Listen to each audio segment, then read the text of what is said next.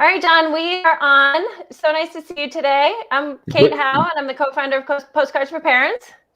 And I'm John Stewart. It's good to see you, Kate. And I'm a clinical psychologist and clinical director.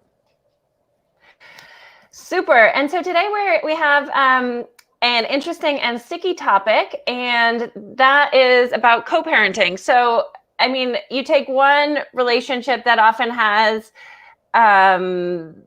trials and difficulties and challenges, which is the parent and the child. And then you kind of zoom out and wrap that in another relationship that has its own completely different set of challenges and dynamics. So most of what we talk about focuses on the parent and child, but I'm curious how to speak about how then the relationship of the parents impacts that. So how do you, I guess a couple questions. What's the ideal co-parenting dynamic?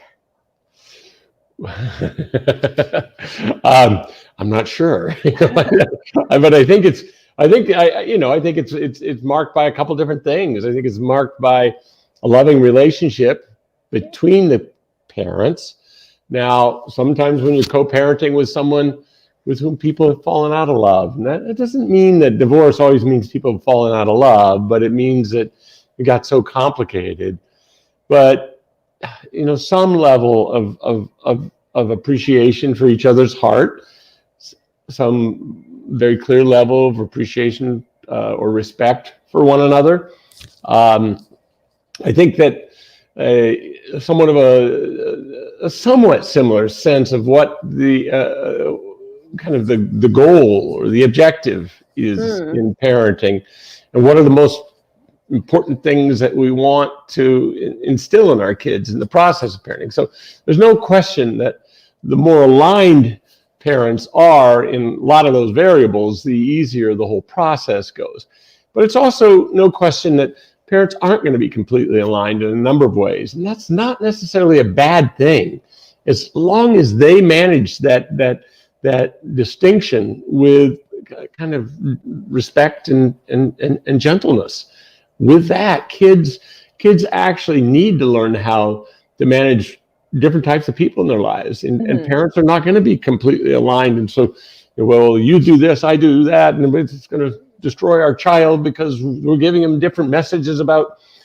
I don't think that that's at all true, as long as the two people are loving and respectful of one another. And even if they're not loving in the sense of a partnership where they have a fundamental kind of kindness and respect for one another. So the ideal is around that. It's the coming together in a way that allows for decisions to be made collaboratively, recognizing that no individual decision is more important than how our kids experience us as a team in parenting. Something I say this to parents, I say it to treatment programs in schools also that are working with kids, that rarely do we treat the kids that we work with better than we treat one another. And so if we're not treating one another in a pretty respectful and kind way, it all kind of flows down in a way that's problematic for kids. Well, that's interesting, because I sort of would think that sometimes parents are sort of really nice to their kids, but then they turn around and snap at their spouse. I mean, there's that kind of John Gottman statistic of you need to have 5 positive and warm interactions for every negative one. Yeah. And I feel like I am more conscious of kind of moderating my tone with my kids and, trying to say things in a warm way and trying to say something positive before I say something negative than I am with my husband. Yeah, I one of the things, I do a lot of work with couples, and I would say virtually all families, when they come in and they're dealing with child issues, I'll see mom and dad together, and some of the work is around their relationship and the ways, helping them get aligned, helping them get more tender with each other. But one of the things I've said to many couples, whether they're here related to a child or not, if we treated each other with the kind of respect for the tenderness of each other's heart that we do our kids, oh my goodness, we'd have such wonderful relationships. You say things to your spouse that you wouldn't say to your kid. We can go, well, he's an adult, he should be able to manage it, or she's, exactly. But the fact is that when you kind of give your heart to somebody, you give your heart much like you give the heart, like a child gives their heart.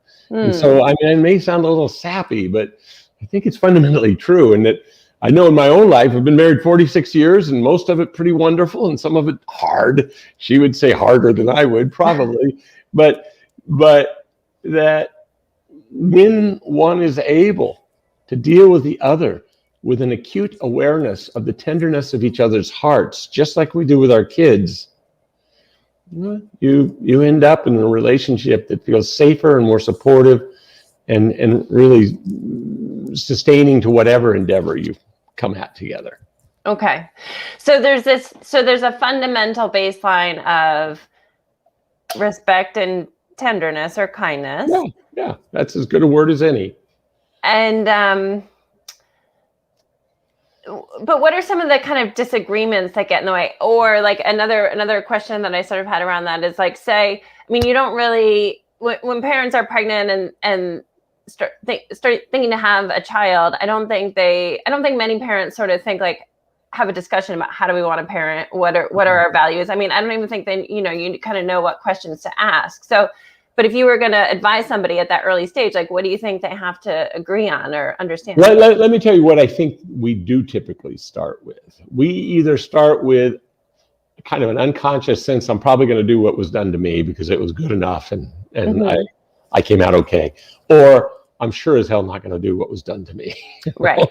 and that I think it's a really good point, Kate, that we don't do much in terms of helping young couples, young families kind of figure out who they, how they want to be in the context of their relationship with their kids. I mean, some of the writing, for instance, in Parenting from the Inside Out by Siegel, he talks just eloquently about the fact that if we don't understand, on some level have memories of our own childhood experience and the ability to remember what it felt like, so not just to remember it, but the capacity to feel what it felt like to being a child in those scenarios that your parents kind of brought to you, that if you don't have both of those, you're very likely going to repeat what was done to you. Mm-hmm.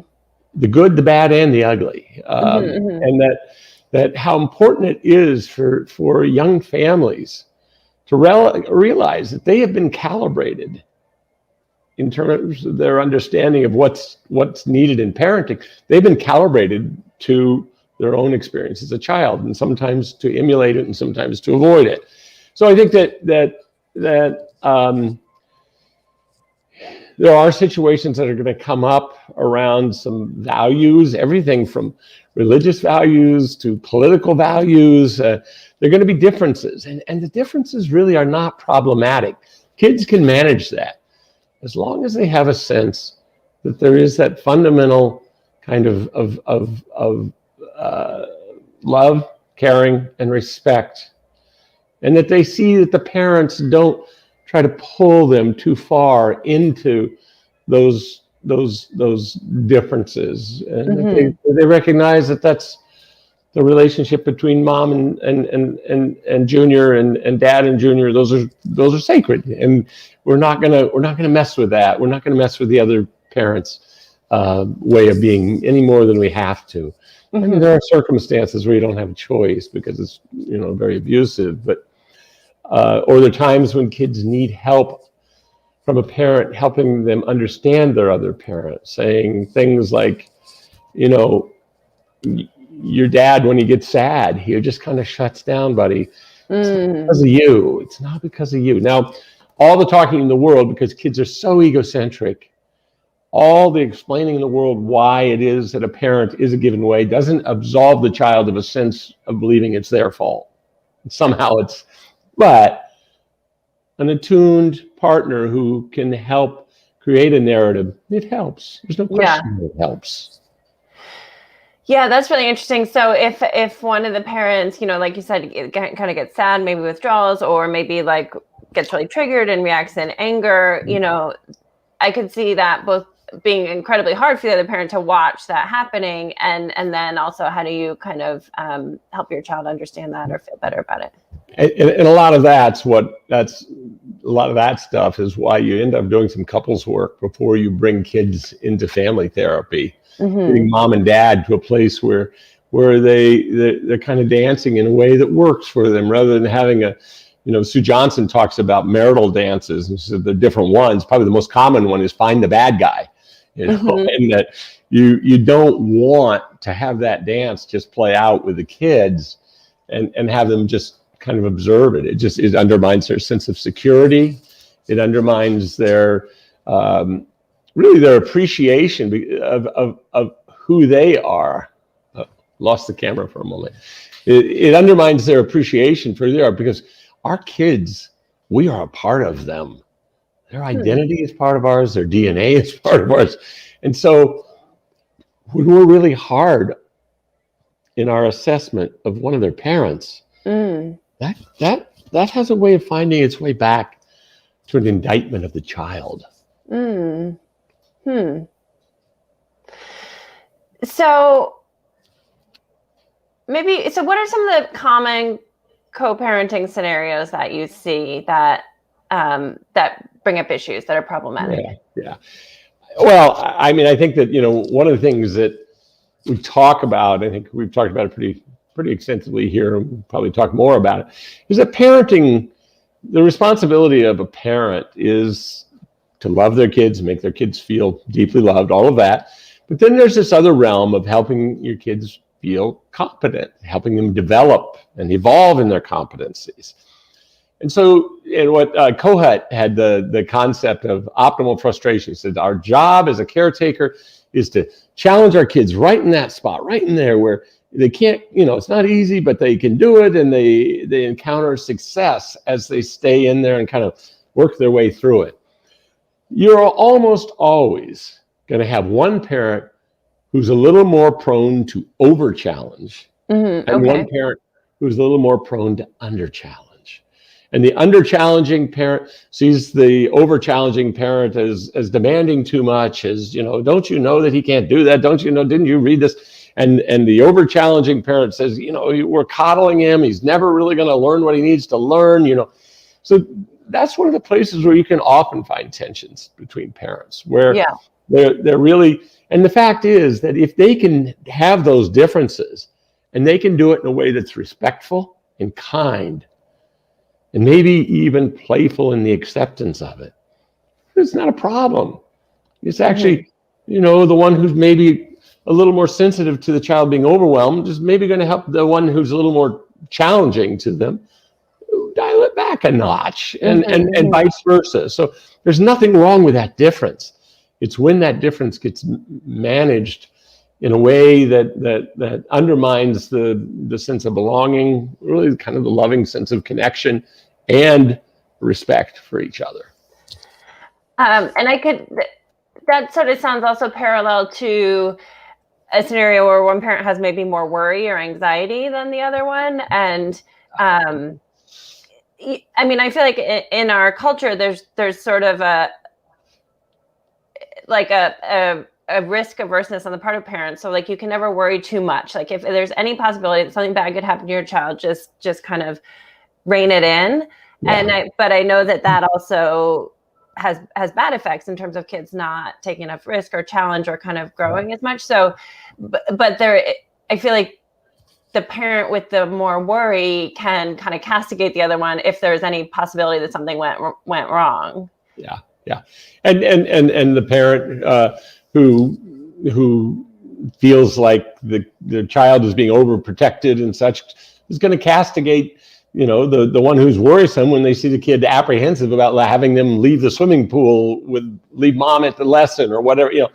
There's lots of ways to judge each other in this, and we want to be careful about that. Yeah. But you're right. I mean, I think level of worry, that's almost synonymous with tendency to, in kind of maybe a heavy empathic attunement to the child's apprehension versus maybe not quite enough.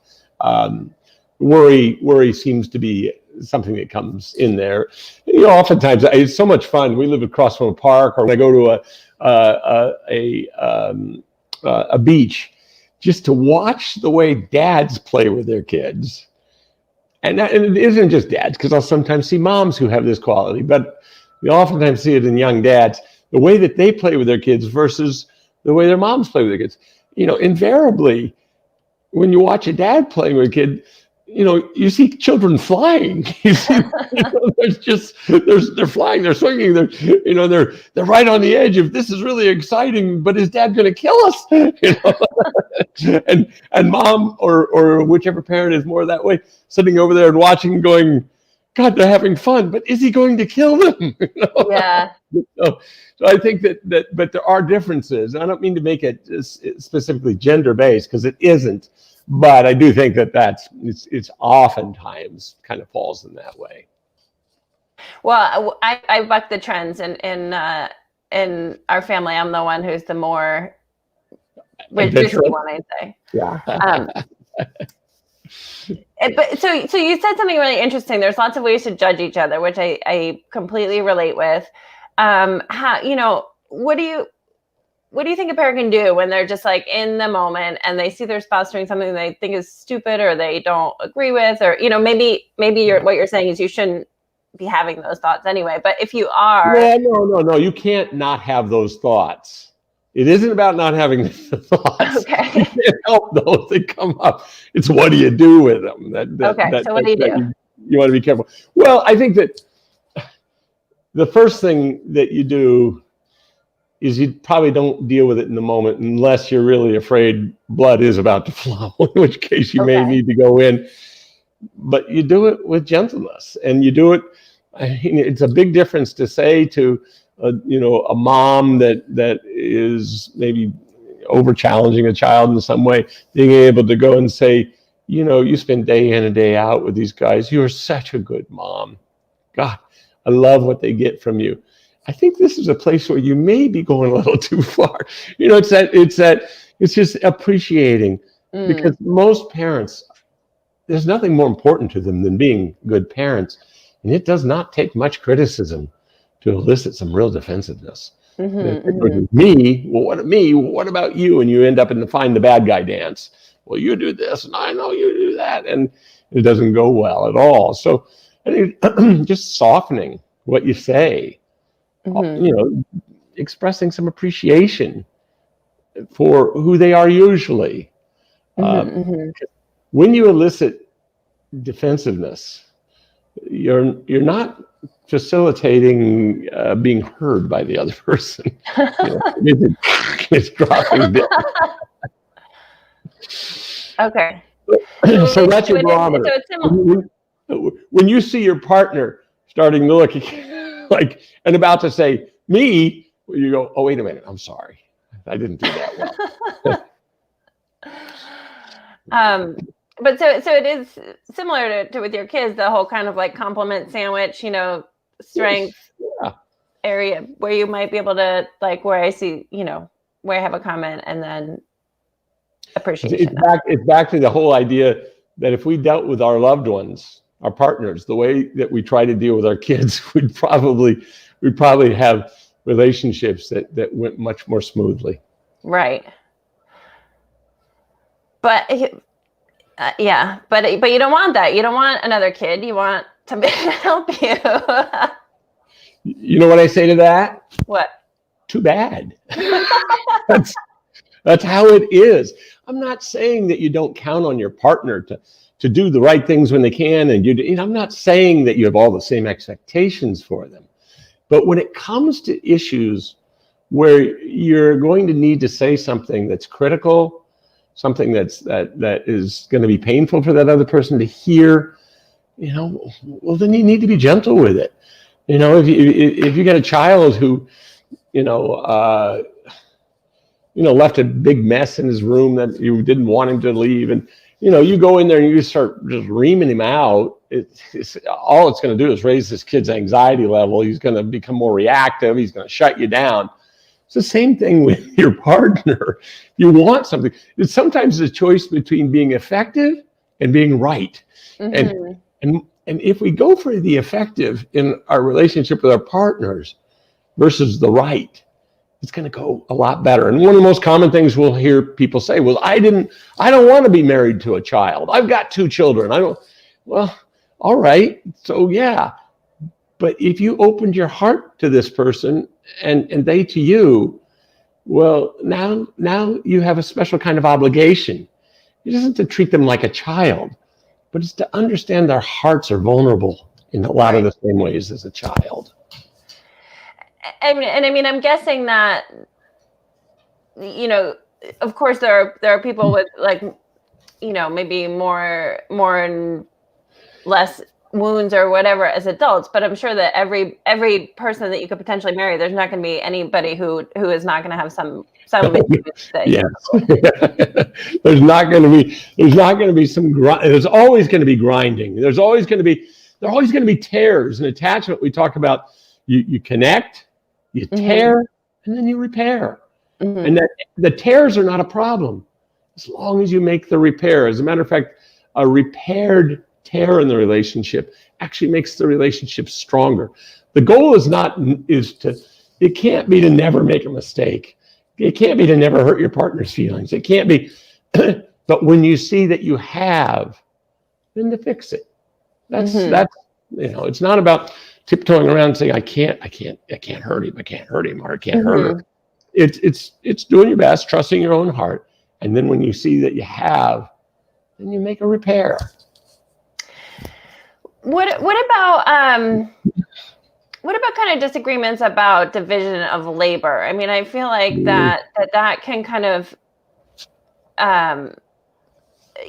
build up a resentment. Like, I always do more of the childcare, or I'm pulling more than my weight around here. Again, I'm sure this is something that in most couples, everybody would feel like maybe they're doing more than 50%. So there's like, some reality checking, but how do you, so it's not necessarily about the kid or the approach to the kid, but just a sort of sense of aggrievement that I think kind of seeps into things. Here are my thoughts about that.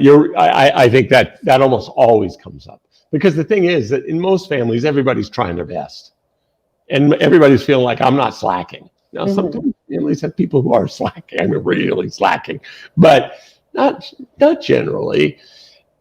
So the task is to figure out how to talk to each other about what would make things easier. The more global complaint, like you never do anything around here, or I do everything, those are going to go nowhere. All they're going to do, because that's essentially an attack on your partner's character. Where if you say, God, it'd be helpful if you do the laundry on Monday, Wednesday, and Thursday, you be specific about what it is that would really be helpful. What you'll find is that not always, but more often than not, people go, oh yeah, I can do that. And then you can be appreciative for their doing it, and things go better. It is the broad statements about each other. You're so hard on him all the time, or you're so this, you're so that. Those feel like indictments of character. They do not feel like opportunities to align. Generally, people are doing the best they know how. They may even know they're making some mistakes. But when you're able to have a partner say, hey, I see this. I saw you trying to teach him how to ride a bike. And God, he loved it. He loved having you out there. And, but when he fell and he hurt himself, sweetie, he does best if you just go sit with him for a minute. Just give him a little love. You're trying to get him back on the bike, and I get that. And come on, buddy, you're doing great. But he kind of needs you in that moment to just kind of be with him for a second while he feels what he feels, and then moves on. So as specific as we can get, the better. I've frozen. I'm back. Yeah, you're back. And I'm guessing that would also apply to kind of asking for things that you need as a partner, right? Because it's not always about the kids. It's about having this basis of goodwill really towards your partner. Absolutely. Having opportunities to sit and talk and say, one of the where I start most of my couple sessions, and in the initial stages, I work in attachment informed family and couples therapy, and also emotionally focused therapy, Sue Johnson's model, and Um, I most are started with a question. All right, tell me about the State of the Union, and then I'll choose one. Usually, I'll use a deck of cards or a coin to see who goes first, and I'll talk with one person, and they'll tell me kind of how they're seeing it, and I'll generally ask for tell me something that went well, and then tell me something that didn't go well. So is the partner listening? And the partner's listening. Yeah, they are to just sit there, not editorialize. They're not to roll their eyes. They're just there, because what happens oftentimes when they start talking to each other, it elicits defensiveness. People stop listening, and it doesn't really help them develop a greater empathic understanding of each other. Listening to somebody else, kind of empathically listen to your partner without villainizing and not allowing for villainization. It's not like, well, you think Bill's really lazy and you just had it with him. No, I'd reframe it with sometimes Bill doesn't, I don't think Bill knows what he could do that would be helpful. And you end up feeling like he doesn't care. And that's hard for you. I don't want to go too much into just the model of couples therapy, but I think when you are a couple, you do need to stop sometimes and say, all right, let's talk about the State of the Union. You don't want to do that all the time. Right. Because nothing will ruin a good relationship like talking about your relationship all the time. Is that true? That's so funny. Good God. Unless it's celebratory, unless it's, 90%, this is great. I so appreciated it yesterday. You were so kind. You did this, that sort of stuff's great. Mm-hmm. But if you're spending a whole lot of energy, whole lot of your time together, talking about how the relationship isn't working well, mm-hmm. you end up, that becomes the relationship. Right. And then it's almost hard to figure out what you're working to save, because that's not much fun. That doesn't feel very good. So you need some parameters on how much time. You also don't want to ambush one another. For instance, if I'm feeling like, I really need some help with this, and I don't think you get it, you're not doing it, I don't want to, in the middle of, while my wife is feeding one of the grandkids or something, I don't want to just ambush her and put it there. It's not going to go well. Mm-hmm. What I want to do is at some point say, hey, I want to talk later tonight. Okay, it's not a big deal, but I want to talk about something. So can we talk about it, after dinner or whatever, so that there is some framework. So each person is there in a position kind of ready to listen. When we ambush people and their minds are someplace else, and they've got, rarely do we end up feeling well heard ourselves. Because I would hate that. I would then spend the whole hours until after dinner worrying about what was going to happen. And what some couples will say is, how about, can we do it in 15 minutes? Let me finish this, and then that's fine. It's not like you have to put it way out there. It's like the Turkish prisons, they'd sentence you to death, but they wouldn't tell you what day or what year.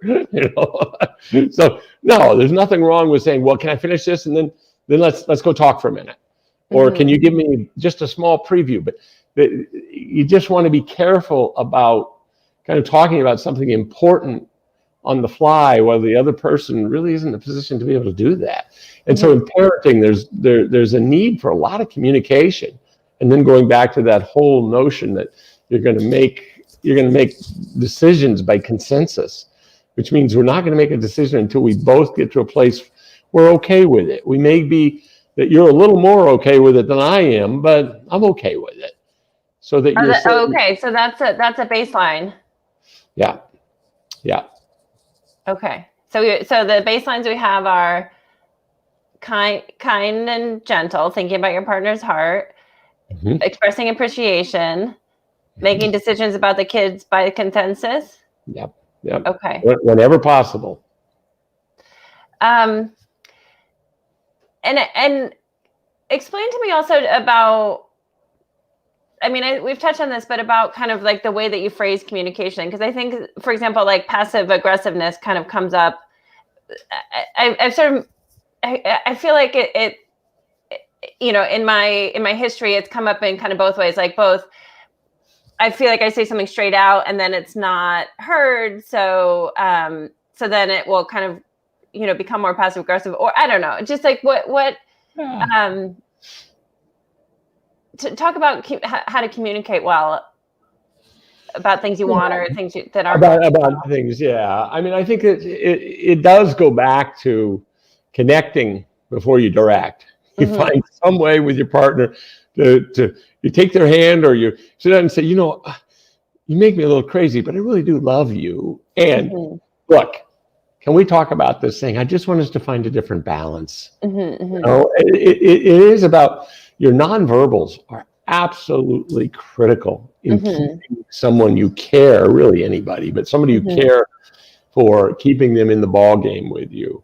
And I mean, I know it can all sound, well, geez, isn't that nice? That's who the hell has the time to do that? The reality is that when you are kind of conscious in the way in which you connect with each other, it takes less time. You're doing a whole hell of a lot less cleaning up a mess you made, when you're not conscious of it and aware of the fact that you don't want this to just land in a place where your partner feels attacked. And we all have places where we're a little more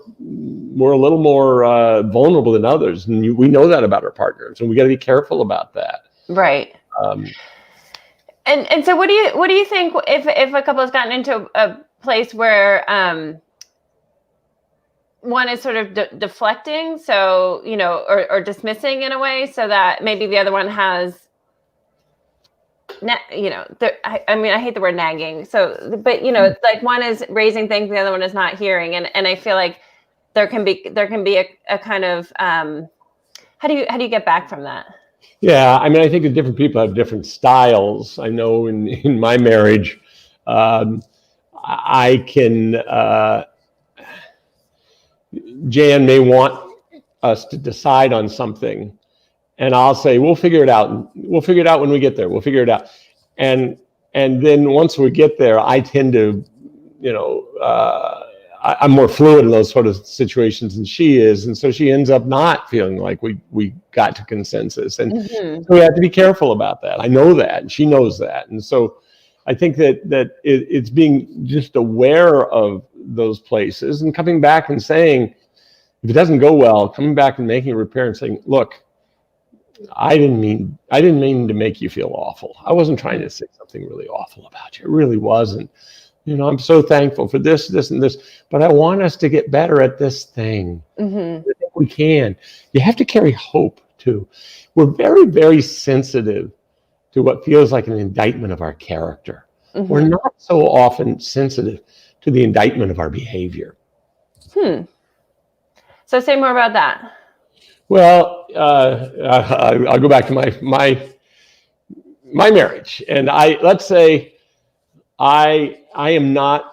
Sometimes my split attention skills are not great. I can come in. Jan may have just cleaned up the kitchen, and I come in and grab something on the run to eat, and I leave crumbs all over the counter that she just came in and cleaned up. And if she says to me, you don't care. You think I'm here to, just wait on you. You don't care that I just spent 45 minutes getting that kitchen nice and you came right in there and did that. You just don't care. You obviously don't care. Well, that's an indictment of my character. I'm somebody who doesn't care. Or if she says something like, I know you're not great at noticing that stuff, but please try to get better at it.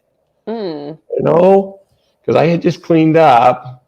As soon as I did, you came in and you got that stuff. It's not the end of the world. I love you. You're good at other things, but you suck at this. It's when it's about behavior, so much easier than some sort of generalized statement about, well, you did that, so that means you're this, or right. you feel this way about me. As soon as you go down that path, it's a really hopeless feeling for everybody. Interesting.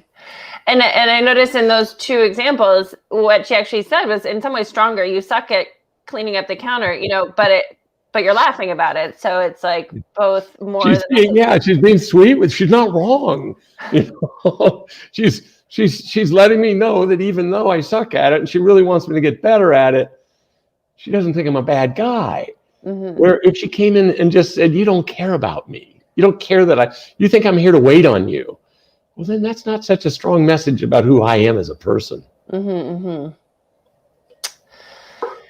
And what do you think about, I mean, obviously all these things vary by couples, but how do you think about the balance between like doing things as a couple, like maintaining your relationship apart from your kids versus like doing things all together as a family? You got to do it without your kids. Okay. You got to have dates. You got to have, because you need to remember who you are before these little vampires came and started sucking your blood.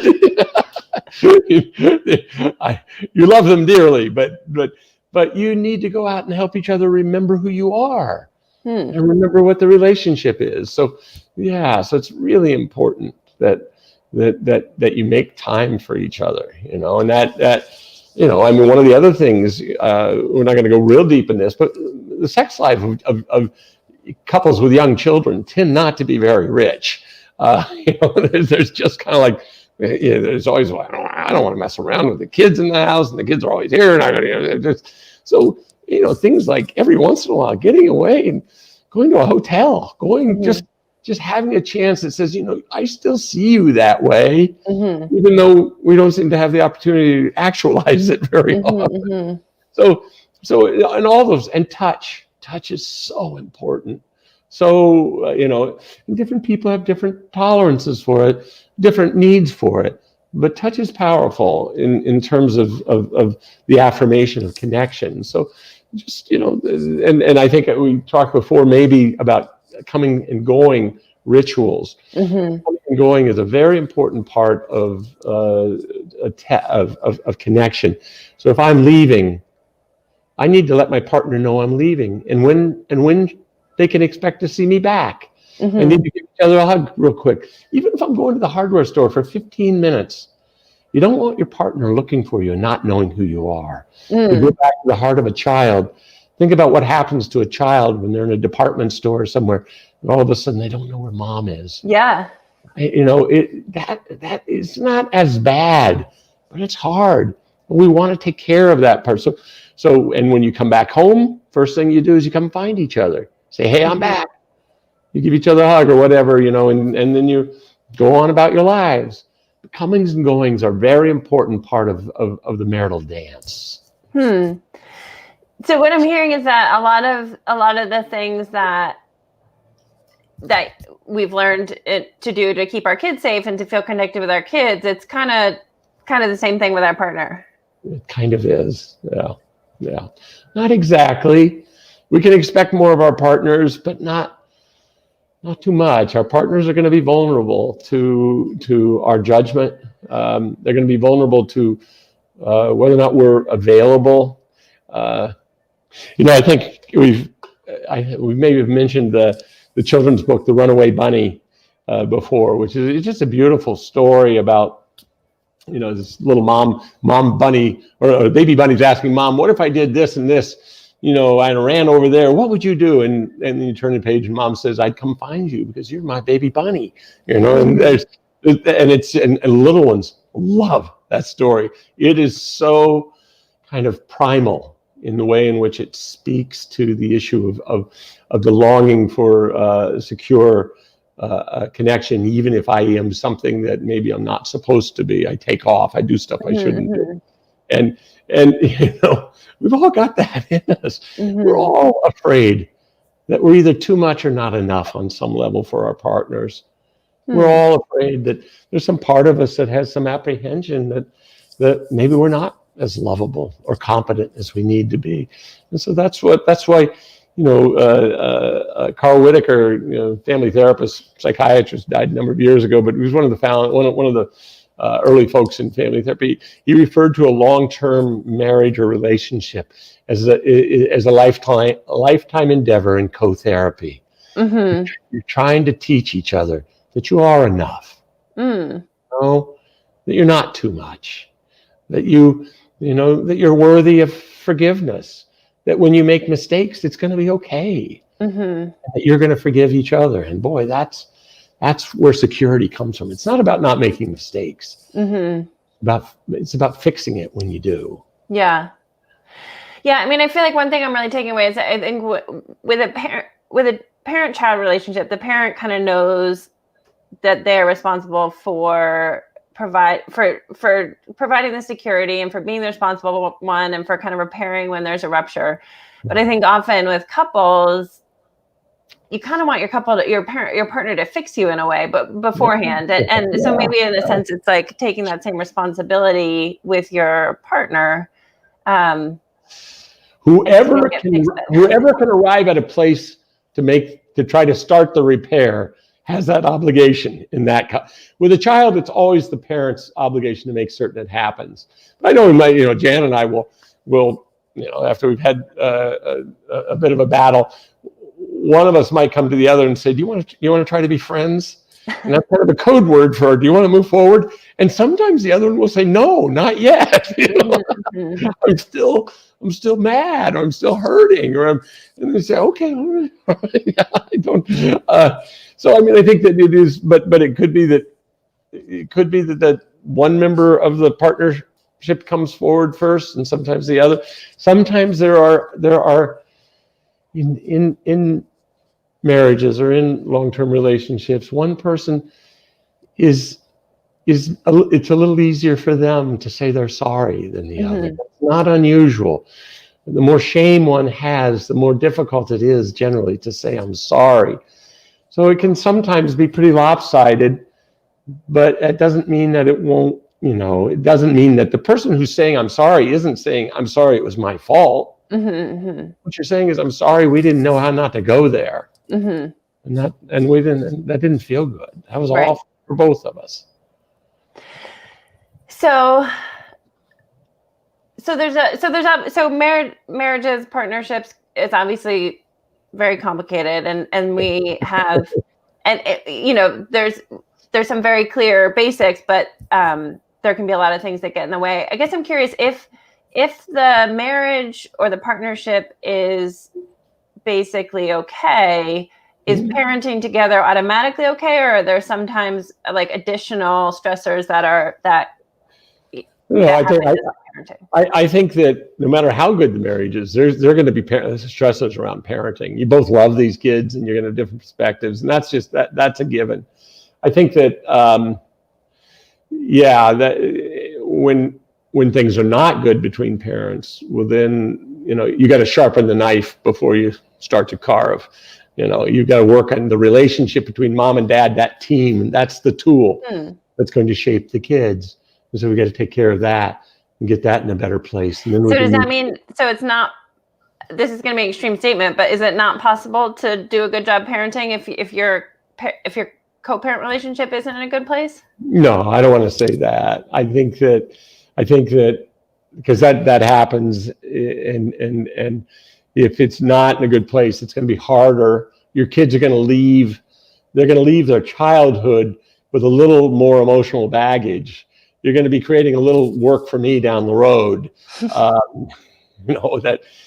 Because to live and have the two people who you're most connected to and love the most not be able to find a place in each other's hearts, or find a way to be collaborative and playful and accepting and curious and empathic and all those things, that is a sadness. I think this was 35 years ago. My dissertation for my doctoral program was looking at the correlation between child self-esteem and marital satisfaction. So your parents' marital satisfaction, how does that correlate with a child's self-esteem? And what we found was a significant relationship, but it was interesting. It wasn't general. It was the dad's marital satisfaction had an impact on the female child's, and the mom's, I say impact, it's correlation really, had a correlation on the son. So there was a cross-gender I discussed in a lot of different ways of understanding it. But it doesn't mean that all is lost if you've gone through a divorce, or it means you've got to create narratives for kids to understand to the best of their ability what happened, to feel with them, to just feel with them the sadness about what has happened there. Your ability as a parent to be there emotionally for your child for whatever comes up is going to be huge determinant on the impact of what's happening within the parental dyad. We also know there's a lot of research to show that when parents get divorced and they maintain, a kind of respect and appreciation for each other, has much less long-term impact on kids. Really nasty, drawn out, vengeful dynamics between parents who ultimately may get divorced have a real, much greater impact on the child's overall well-being and mental health. So it sounds like on either side of a divorce, if that were to happen prior to getting divorced or after that. Yes. Yeah. Absolutely. So I guess so then that brings up the question of like, what can one parent do if they feel like they either can't get through their spouse or just not kind of getting the cooperation they want? How can one parent make it better?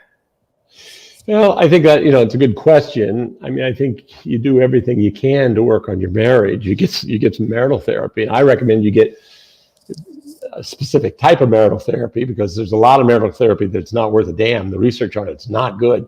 But emotionally focused couples therapy has a very good research base. Sue Johnson's model, and there are more and more people trained in it. Attachment focused family therapy also has a good support to it. I mean, Gottman, there are other models that have some value. I don't mean to dissuade involvement in other models, but those are the ones that, when I have people I love, I care about, and need that. So you find folks with that skill set. If you're there alone because you have a partner who is either mentally ill, is deeply lost in substances, is just emotionally inaccessible, well, then you do the best you can.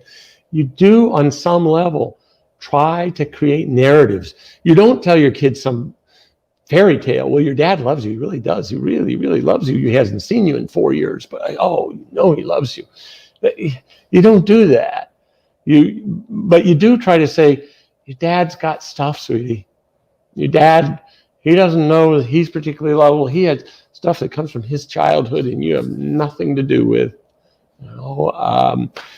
You do what you can to help them have some story, because they've got the feeling of abandonment and sadness.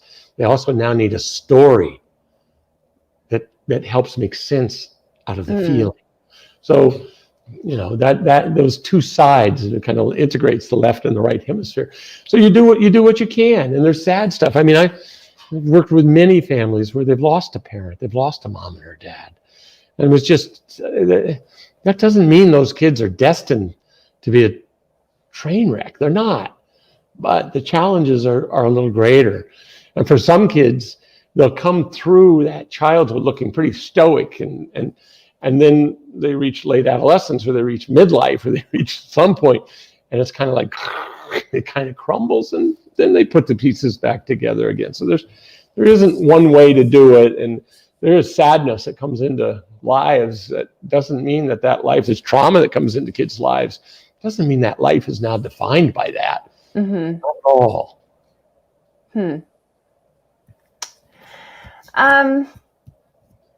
So I guess maybe one last question I have is, when there's differences around either like discipline styles or like acceptance of emotions, maybe negative emotions in kids, like, and I feel like it's kind of it's definitely a stereotype, but that like the dad doesn't want, any disrespect, and the mom is like more open to it or something like that. So how do you recommend kind of aligning? Well, I think parents have to talk about that with the kids not there. They have to talk about what it means to each of you. I think there are things that hopefully they might read together, like, no drama discipline, or whole brain child, or some of those kinds of things that can be really helpful. Conscious parenting. There's some wonderful parenting books out there that are not so much about how-tos as they are. I mean, they have some of that, but they're more about what parenting stance seems to be most effective. So you understand that your other parent, if they say, I'm not going to have my kid swearing around my house, I'm not going to have it. Well, then you realize that that's an important thing to them, and say, all right, well, we got to figure this out. There's an old Native American notion about each child is given to their parents to teach them something. One of the things that children sometimes teach us is that we're not very powerful. That if you get a kid who's going to swear around the house and he sees that that's the place where he can really assert some power, boy, you're going to get into a power struggle, and kids can dig in. Some of them temperamentally more than others, but so I mean, I think that there's always going to be tough stuff, and that you just do the best you can to kind of move through it. Mm. And you listen, you read your Postcard for Parents entries very carefully. Yeah, and hopefully both parents are reading them, and so then you start with the same knowledge base. I mean, I think that equally, if it's a book, there's often like a mismatch with one parent doing all the research and then kind of like telling it to the other parent, and then there's a question, well, why doesn't that parent also do the research? Why am I doing all the work? And almost any book that I recommend to parents has an audiobook version of it, because that's one variable. You've got some parents who don't read, but they do commute in the car. So I always try to make certain that is there, but that doesn't always take it. And then if the one parent who kind of has all the information kind of sees themselves in a more powerful and enlightened perspective, that's not going to work great. Mm-hmm. Why do you think the other parent wouldn't seek out that information? Maybe intimidated by that type of learning. They may feel like it's going to invalidate some things that they hold as very true. Mm-hmm. I think there are a lot of reasons, but there are reasons. It's not just random. Mm-hmm. Kate, we've got to wrap it up today. Okay. I always so enjoy talking with you, and we will circle back next week on some topic that you'll let me know about before we do it. Yeah, that sounds great. I think I was getting to the end of my questions, John, so I think I'm gonna approach this with some new tools. Thank you. Sounds good. All right, Kate. Take care. All right, I'll talk to you soon. Bye-bye. Bye.